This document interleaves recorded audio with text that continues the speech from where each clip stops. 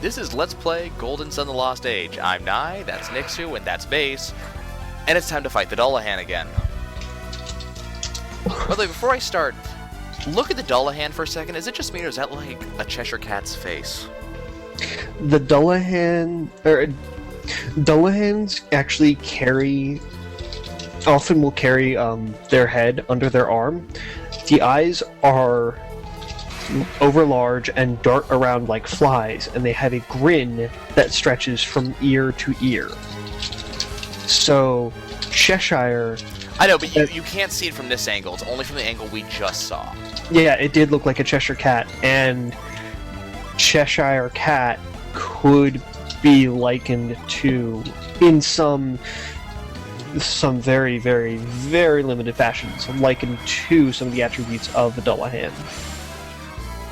Less the fear of gold, the whole horseman of death, all doors open for him, and, you know, throwing pots of blood at you. Oh, that was mean. Oh, hello, Charon. Oh, come on. Oh, come on.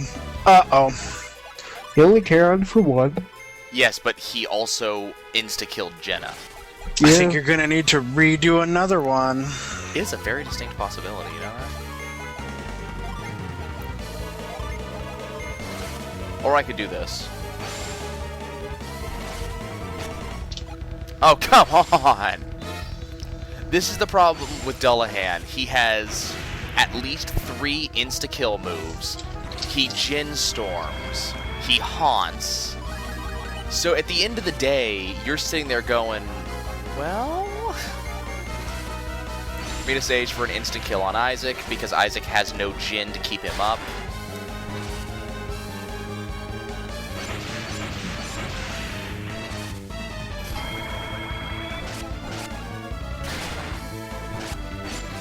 I think Dulahann also gets 3 attacks per round. Oopsies. That doesn't go there.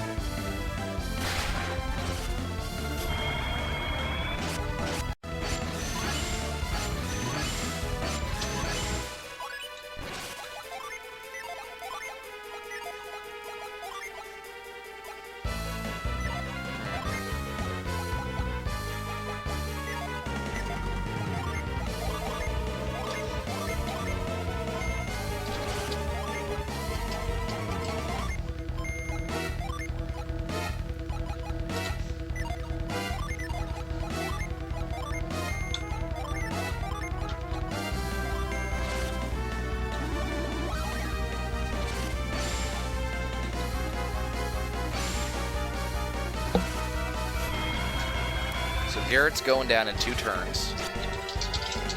Isaac's going down in 4 now.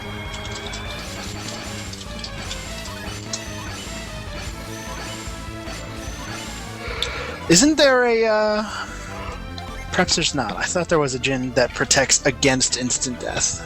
Unfortunately not. But I might be thinking of Skies of Arcadia, which I think I am. Skies of Arcadia, there's items that protect against instant death, yes. There's also spells. Or not spells, mirrors. No, mirror. You can use a Delta Shield, or... Oh, yeah. There are those, yes. Special abilities. Spirit. That's what they are. Spirit abilities you can use.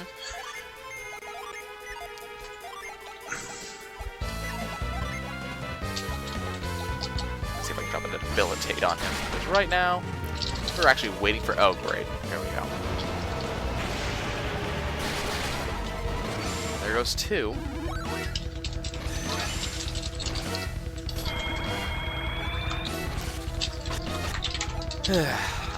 You know, I may have to let Dulahann kill me and go back and grind a bit.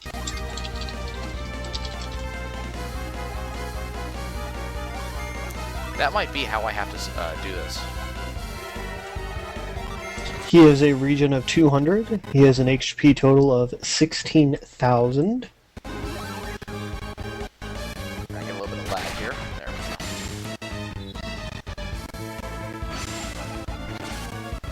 So apparently Bomb does not have... Oh, come on. Bomb does not have the 100% accuracy that I thought it did.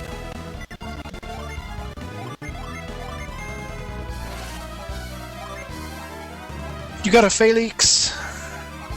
I call him Felix for no reason other than I think that's a cooler pronunciation than Felix.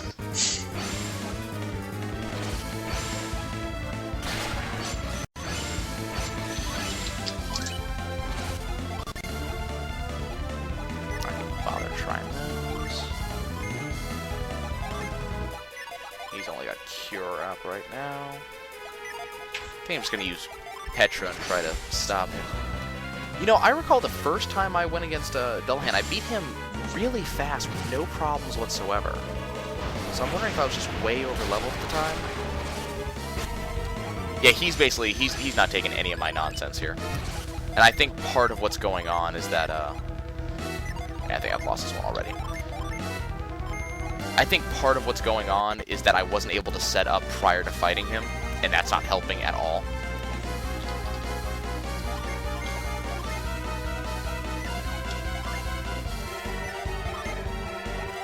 So basically, at this point, the two guys that are able to revive, which for some odd reason are also the two guys that have the reviving items, are both dead. So I'm kind of screwed.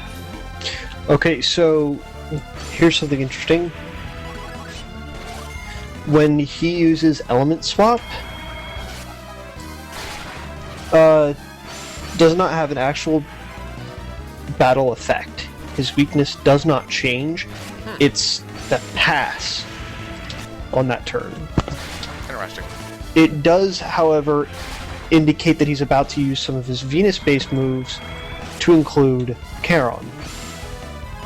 Let's test that. Let's test that theory. Haunt is Venus-based, if I remember correctly.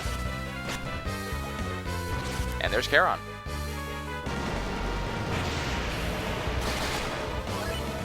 I mean, I'm not sure what we can do against Charon, but, you know, I'm just gonna drop a summon on him, because there's not really much else I can do.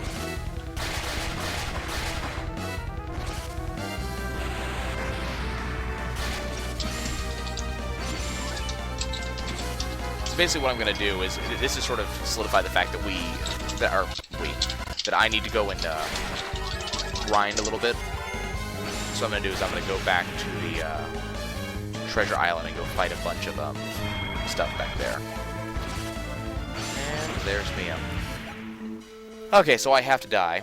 Okay, so all that happens when you lose any given fight is you come back to a Nemo, or to the closest sanctum that you've been to recently, and you need to revive everybody. The problem is it's really expensive to do. Now, right now, you know... Here's something interesting.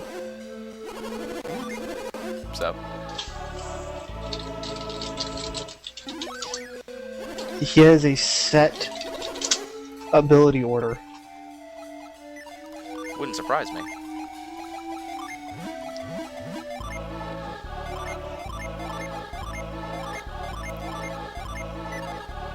I mean, that doesn't surprise me. The problem is that I have no Charon ability. That's fine. The big one you're going to want to do is prevent him from using Jin Storm. And this is done how?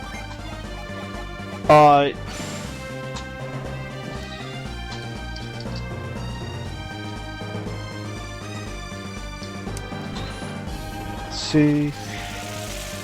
You can get him to skip break by not having any status bonuses at all. Oh, but I want him to use break, because that means one less, he's not using Jin Storm, and not using Charon. Well, the thing here is, he will always follow the same pattern. So the trick here is, he will cast... You have to set up so you skip certain breaks, so that Jin Storm or Charon or whatever shows up at the start of a turn. Which means that Ground or Petra will stop it from happening.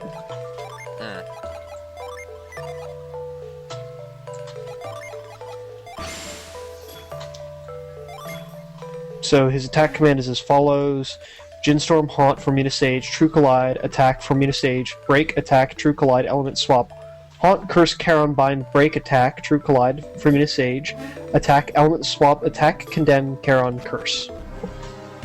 And then he just loops. Totally gonna remember that. Oh, that's just interesting. I mean, it is interesting. I'm not sure why they set him up in that way. Because I don't know of any other monster in the game that has a set pattern they follow. Probably a matter of he has all of these really scary moves, and if he randoms, then he could just randomly Formina Sage, Formina Sage, Formina Sage. Formina Sage really isn't the scary one, though. Alternatively, Charon. Yeah. Charon. Charon. This is a decent weakness. Yeah, it's a great way of doing it. It's a matter of, he will always fight in the same way. To lend a bit of predictability to an otherwise very difficult fight. Well, as I said, the first time I fought him, I had no problems fighting him. He wasn't, he wasn't particularly scary. I fought him, I guess I just got lucky, because he never used these really scary abilities. Except oh, you gotta be fucking kidding me right now. Oh no. God damn it. Playing Guild Wars and I'm fighting a... Oh, and it made it even worse. I can't fucking come back. I'm fighting a really difficult veteran fight, and I was doing Golden. Like, he's a level higher than me. He should be... he kills me in like 3 hits. But I've been fighting for like 4 minutes, and it was going great. And then someone ran by me with a thief, like, tracing him.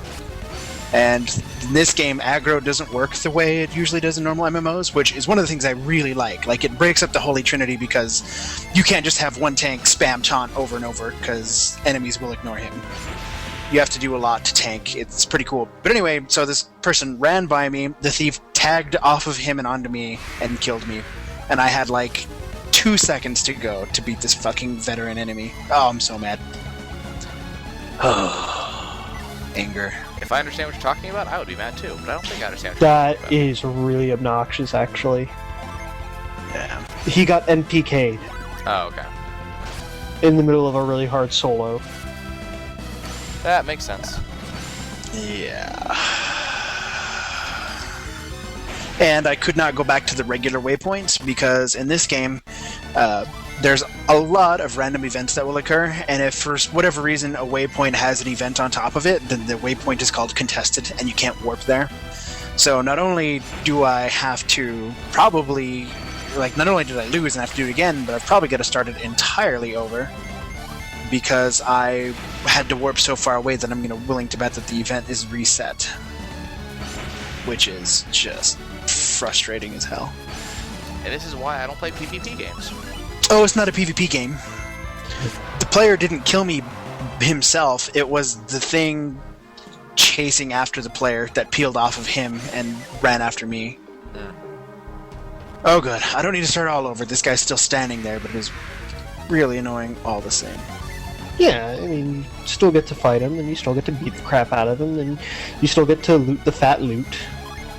Still gonna run around taking me fucking forever, though. Razzafrazzin, Razzafrazzin. Yeah, for those watching this entire remainder of this episode is going to be me grinding for a while and all of us bullshitting around. Oh, I thought you stopped recording it. I swore. I'm sorry. No, I'm still recording because there's no point in me not doing so. At this point, we're going to start killing things. I have some more Aura Halkin, so I can go, craft that. I've got, Yeah, I assumed you stopped recording because, this wouldn't be interesting to watch, you grind. Well, people can still listen to us bullshit around for a while. I mean, that could be Nice. fun.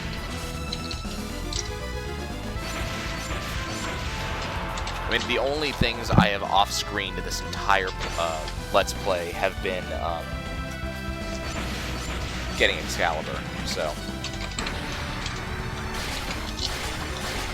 If I screwed up and had to restart something, I off-screened that, but that was about it. Phew, did it. No loot though, because it was an event. Event bosses don't drop loot. That was for a skill point, so I got the skill point for killing him. That's cool.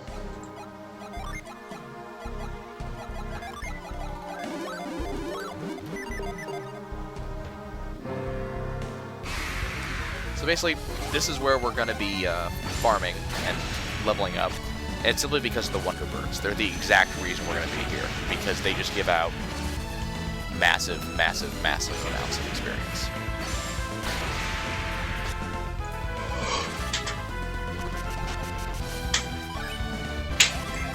Especially when you get a pair. You get over 10... what was it? I think I saw 13,000 experience when you killed a pair of Wonderbirds. I think I got over 20k actually, but I think that's because one revived another one, and they may actually... the revival may actually give you more experience.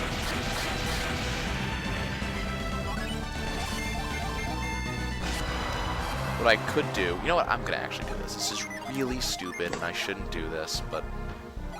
where is it? We're going to equip the lure cap, which increases the rate of random battles.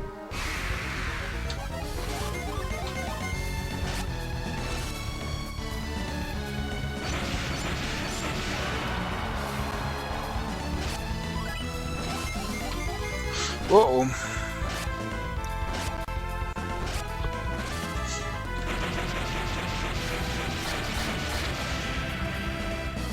I should probably not have Sheba on the front line right now.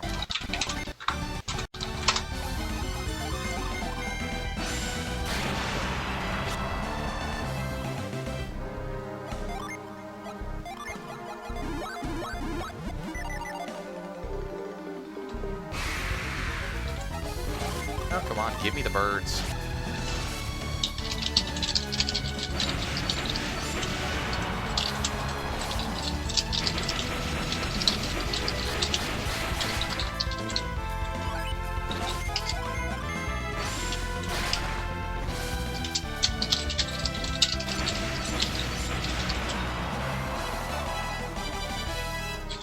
There's a level up.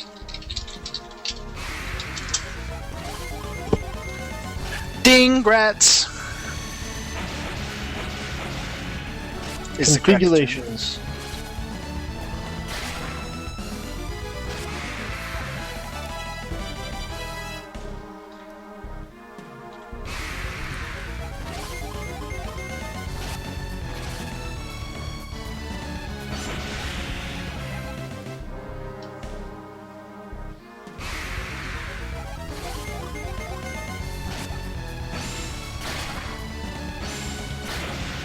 I thought this was going to end up being just an easy go kill Dulahann and beat the game. I mean, it's a little bit demoralizing.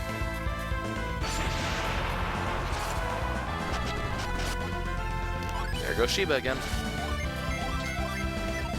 She is just not staying up very well, is she?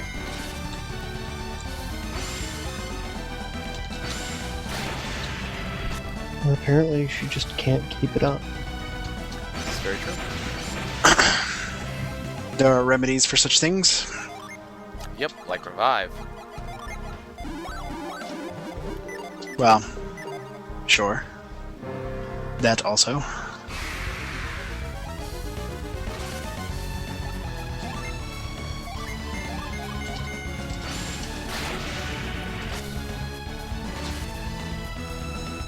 Gah.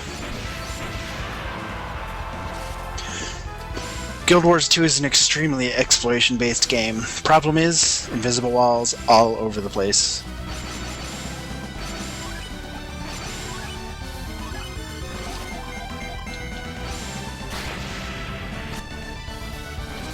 That does not sound like fun. That sounds like anti-exploration.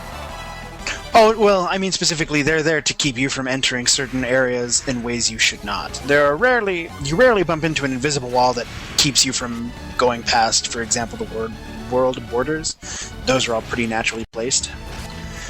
But, for example, there's a vista I was just trying to get to, and I had a foreshore way to get up there, but bumped into an invisible wall that kept sliding me down the hill. Second utility slot. Yeah. Did you ever do Mountain Goat? Yes. on World of Warcraft. Sure did. That was always fun. I was quite good at it. I was one of the ones who first made it up to the Ironforge Peaks before it was allowed. I made it into Mount Hyjal. I made it into... Did that area underneath Karazhan or whatever ever become anything? No, it was removed from the game on the release of Cataclysm. Oh, that's too bad. The Yeah, Sundering. that area was crazy scary, actually, when I first found it. Man, that place was nuts. It was like, what was it? The Hall of Upside Down Criminals and the Pit of Forgotten Criminals. Or no, the Hall of Upside Down Sinners. That's the one. That place was Hall messed of up. Inverted Sinners, and then... Yeah, it was a really creepy... Yeah, I made it into there. Yeah, I went there once. It was just... Oh my goodness. Okay. Imagine, so it's like this area with no enemies, and you go underwater, and you come out the other side of this giant flooded hallway, and there are all these chains, and tied to the chains are all these, like, fat, bloated, drowned corpses hanging upside down. And what was the point of this zone? That's what made it so creepy, is that there didn't seem to be one. It was an area that was inaccessible through normal means, but if you were particularly snazzy at the game, you could get through certain... Like, you could climb certain walls that weren't climbable, or you could go through certain gates that were trapped shut. In that case, you walked through there by dying nearby and walking through the gate to revive. Did they ever actually come up with a point to this? There... No, that's what I asked. It was originally going to be a boss fight, because on the private servers, you could enable the mobs, and there was like a pit boss down there, but It was supposed to be, I think they might revisit it eventually, if they want to go with all the old gods. Because that thematically should be where another old god is imprisoned. But yeah, that would be creepy. Yeah, it was really creepy. Yeah, it was...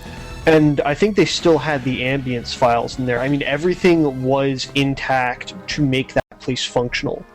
Yep, it was complete. But They just turned it off. I made it into all kinds of areas. Like, I also made it into the area south of... What was that other desert? On the other side of Ungoro Crater. I can't remember what it was called. Silithid, right? Silithid Yeah, something? Silithus. Silithus. Yeah, I made it into the Silithid Caverns to the south of that area before it ever opened up. But it was way different. Like, when I walked into it, like, it was mostly empty.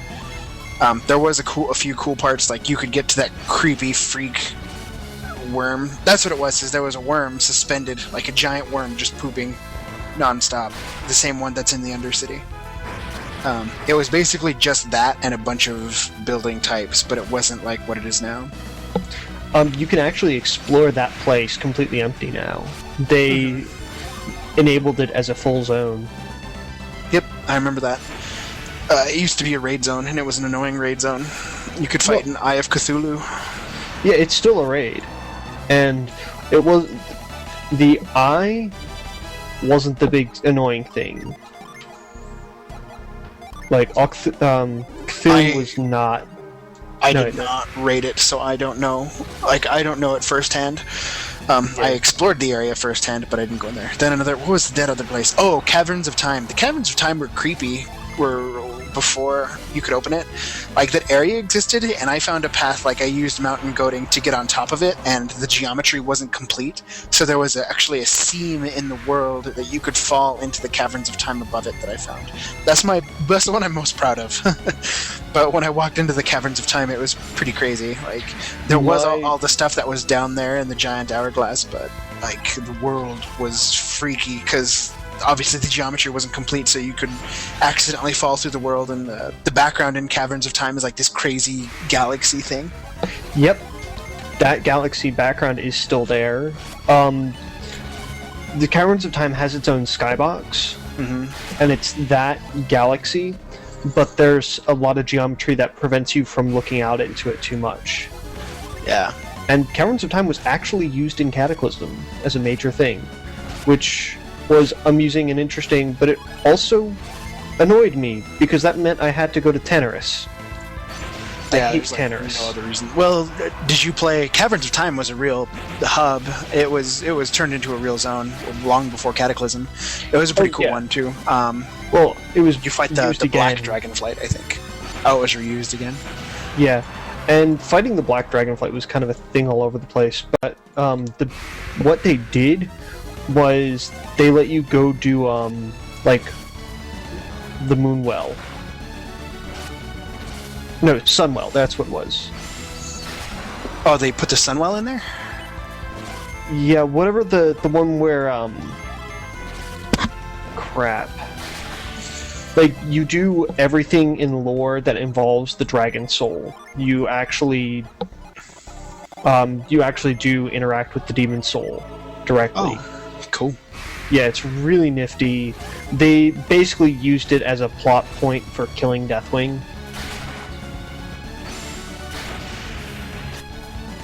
Insofar as you redo the Matrix on it and just turn it into a massive cannon. And then Thrall laser beams Deathwing through the chest. Which is always awesome. And then you fight him. And then you laser beam him again. And then he jumps into the Maelstrom and you fight him again. And if you can beat him, if he cannot die, he must be unmade.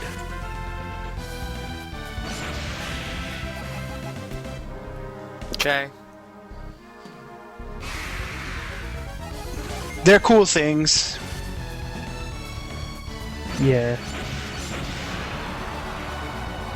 My proudest achievement for mountain goating was when I wound up in Undercity. Undetected.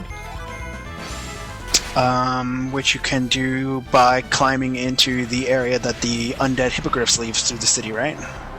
No, I mean, like, I entered from above. Oh, you fell into Undercity? Yes. I Nice. jumped over the Undercity wall, fell straight through the geometry, and wound up in a section you cannot get to normally. The section underneath that worm? No, the, like, the walkways at the top. Oh, cool. Yeah, I know. Yeah, I was walking around there and I was actually dotting NPCs.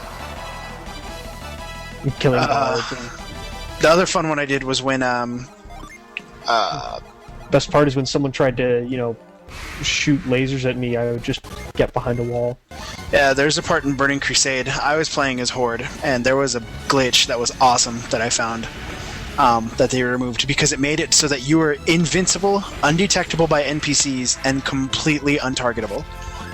But you could target anything else. So there was, I can't remember what the zone was called, but it was the first flying zone in Burning Crusade, I think. But anyway, you were able to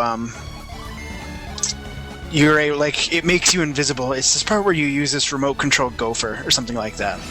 And while you're using the remote control gopher, you can't, of course, it makes you invincible temporarily in the place you're standing there. And there was a way, if you're a warlock or a hunter, you were able to do it. You're able to dismiss the pet. And if you dismissed it, then you kept the invincibility. And you were untargetable, invincible, invisible. And you could still use abilities. It was awesome. And so I used that, and I ran around to the Alliance outposts, and I was getting free kills. Like, I was able to kill players, and they were super mad, because they didn't know what was killing him. Oh, come on. That's amusing. This thing is spamming pyroclasm on me. I would occasionally do stupid things. Gosh, what was one of the funnier things? Did you ever... You played in Burning Crusade, so did you ever experience Rawbear? Remind me of what it is. Hellfire Peninsula. You're just a new level 60... No, you're just a new level, 58, or just a new level 60 wow, this place is so interesting, all of a sudden bear. I don't know what you're referring to. Okay, so druids would, at level 70, fly around Hellfire, spotting level 60s that weren't paying enough attention, and they would line up exactly above them and shapeshift from flying form to bear form. Target the person and just spam click bear charge. Because feral charge would negate fall damage. So they would drop a bear from you, or from above, onto your head, stun you, and proceed to just murder face you. I know what you're referring to. It never happened to me, though. I had an Alfred Hitchcock flock of flying druids come harass me for a while, though. What did they do? Just like park everywhere and stare at you? Yeah, there was like 30 Alliance shaman, or not shamans, 30 Alliance druids in flight form, flying around the part where Nessingwary goes. I forget what it's called. Yeah, that place. Nagrand. Yeah, Nagrand. And like I was sitting there fighting stuff, and they all perch on top of like some trees and stuff surround me, and I was like, "That's weird." And I like just take off, and then they start following me, and they make this big circle around me. That's and I was playing on a PvP server, so at some point they just like all just moonfire spammed me. It was really mean. I think the funniest part is they followed you for a while to mess with you. It was like 10 minutes, yeah. Like, they just messed with me for 10 minutes. They didn't do anything to me. And I was on a PvP server, and it was just like... They were all level 80, or 70, so... No, 80. No, 70 in that game. 70 max in that one. Yeah, they were all capped. Yeah, they were all capped. And I was like, what is going on? I should mention There's few things funnier than being moon spammed down by a bunch of flying druids.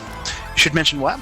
I'm actually reaching a level right now that I have never reached before in any playthrough. Cool. Like, I have never leveled to this level before. I'm getting spells that I've never had before. Which is kind of interesting. Yeah, it's interesting that the game had content all the way past the point where you'd actually, like, need to use it. Well, remember This is for PvP purposes, or not PvP, yeah, but you could duel other it is actually players' PvP parties. purposes. You could basically Pokemon battle. But it's also because, again, they intended to make that third game, and this would have actually been useful to be able to make it past, you know, level 40 when you get there. You're able to do that in the first game. The group I imported was level 42. They were way better than my Felix's party. Way better. Whereas my Felix's party was way higher than my Isaac party when my Isaac party got in here. Exactly.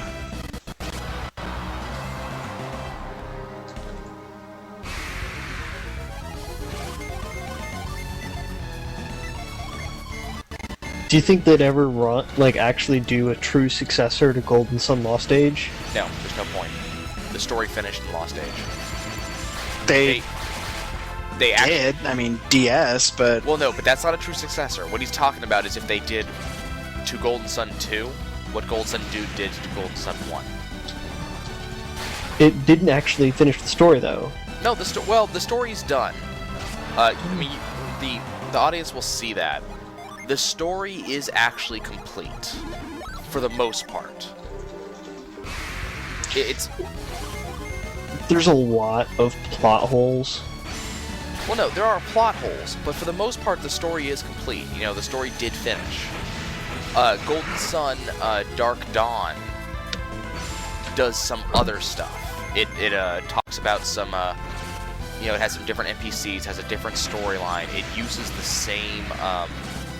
same world and a lot of the same characters, but a lot of this stuff is very different. Okay, I just gamed some spells I've never even seen before. We have to see what some of this does. May that change? Okay, so he hasn't really leveled up yet. So, for instance, Stone Spire, I've never had as a PC before. Let's see, what did he just Never seen Stone Spire. Stone Spire was in the first game. Yeah, I've always been on enemies. Oh, also, I have Searing Beam. Never seen that on a player before.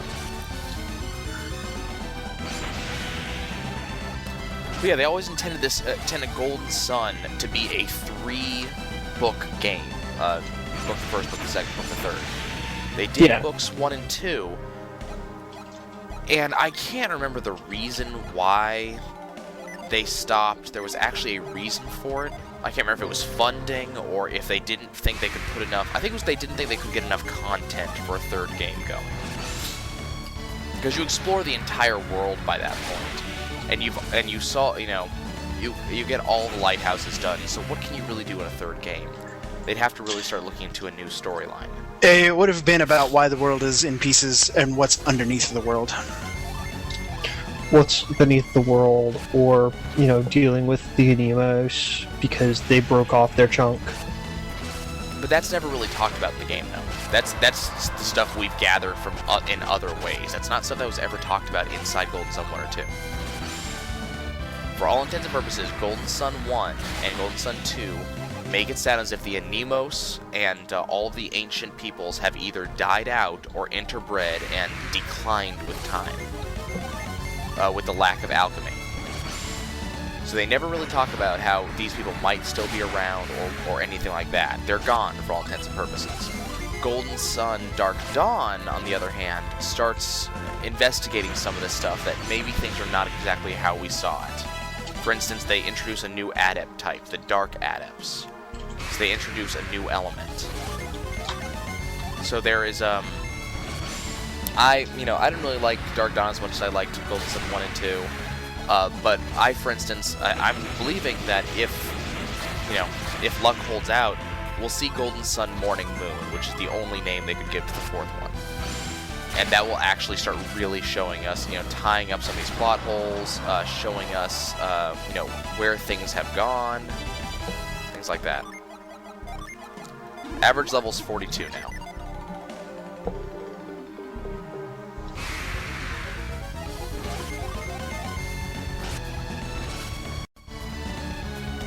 I'm wondering if my hard drive is going to fill up before we actually get to the point where I can actually go back and fight. Because I do have some old episodes I still have to encode, which is one of the reasons why frame rate goes down every once in a while.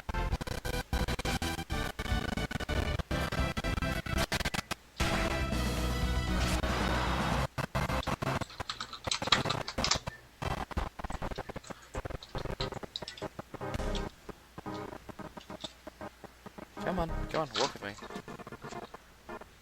Well, might be time to cut this short if the frame rate's gonna die that hard on me.